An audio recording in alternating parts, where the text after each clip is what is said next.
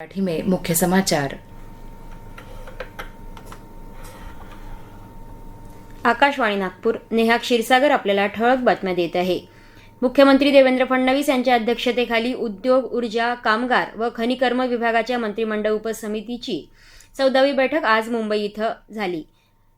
राज्यात मोठ्या प्रमाणावर गुंतवणूक आकर्षित करून रोजगार निर्मितीला चालना देण्यासाठी तब्बल 2.56 लाख कोटींच्या 18 विशाल आणि अतिविशाल प्रकल्पांना विशेष प्रोत्साहन देण्यास मान्यता देण्यात आली। यामुळे सुमारे 1 लाखांहून अधिक प्रत्यक्ष आणि अप्रत्यक्ष रोजगार निर्मिती होणार असल्याचं मुख्यमंत्री देवेंद्र फडणवीस यांनी सांगितलं। यामध्ये विदर्भातील अमरावती, भंडारा, चंद्रपूर, गडचिरोली आणि नागपूरचा देखील समावेश आहे। राज्यातील विविध धरणांमध्ये सुमारे 653.63 टीएमसी पाणीसाठा उपलब्ध असल्याची माहिती आज मुंबई इथं झालेल्या राज्य मंत्रिमंडळाच्या बैठकीत देण्यात आली। गतवर्षीच्या तुलनेत यंदा 101.77 टीएमसी पाणीसाठा अधिकचा आहे। गतवर्षी हा साठा 551.86 टीएमसी होता। मात्र यंदा एल निनोच्या प्रभावात पावसाच्या अनियमिततेमुळे पुढील वर्षी टंचाईचा सामना करता यावा यासाठी पाणी जपून वापरा असं आवाहन मुख्यमंत्री देवेंद्र फडणवीस यांनी याप्रसंगी केलं।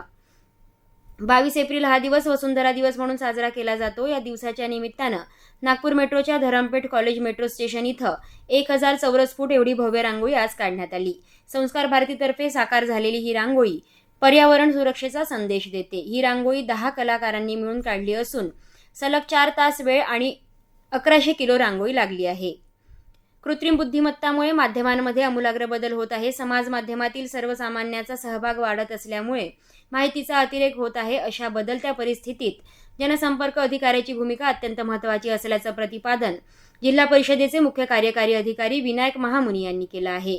रवी भवन येथील सभागृहात पब्लिक रिलेशन सोसायटी ऑफ इंडियाच्या नागपूर शाखेतर्फे राष्ट्रीय जनसंपर्क दिनाचं आयोजन करण्यात आलं होतं।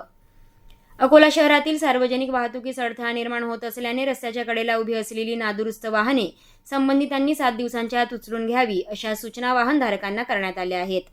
7 दिवसांच्या मुदतीनंतर महाराष्ट्र महानगरपालिका अधिनियम कलम 231 नुसार सदर वाहनं अतिक्रमण निर्मूलन पथकाद्वारे जप्त करण्याची कार्यवाही करण्यात येईल असंही कळविण्यात आलं आहे। याबरोबरच हे बातमीपत्र संपलं। नमस्कार।